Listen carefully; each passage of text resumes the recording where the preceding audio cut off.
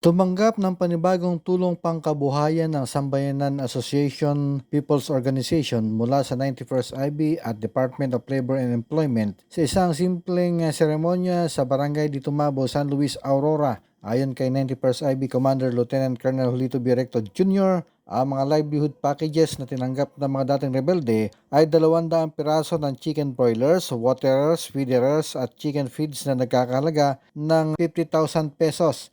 Ito ay personal na ibinigay ni Dole Livelihood Development Specialist Vincent B. Leal kay Sambayanan Association President Ka Edgar Baldonade.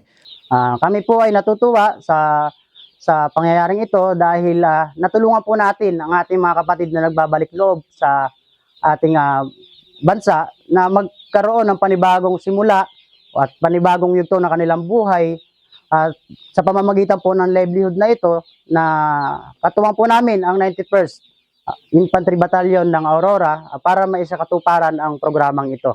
Ayon kay Recto, ang aktibidad ay patunay lang ng katapatan ng gobyerno na makatulong sa mga dating rebelde sa Aurora. Siniguro din ng opisyal na magpapatuloy ang kanilang pagbibigay ng tulong puhunan katuwang ang iba pang ahensya para sa nasabing grupo. Ikinagalak naman ni Leal ang ginawang pag-award sa mga dating rebelde para makapagbagong buhay kung saan bahagi nito ng kanilang mandato sa pagsuporta sa whole of nation approach ng gobyerno para sa End Local Communist Armed Conflict o LCAC program.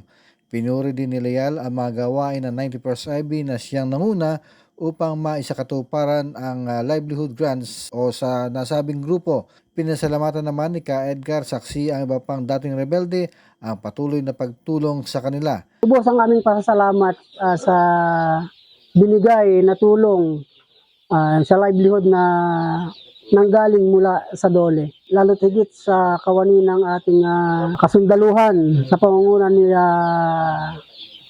sa Sir Recto. Maraming salamat, Sir. Nangako din ito na hindi nila sasayangin ang mga livelihood assistance na ibinibigay sa kanila ng gobyerno. Ako ang inyong naging tagapaghatid balita, Jason De Asis para sa RTV News Desk.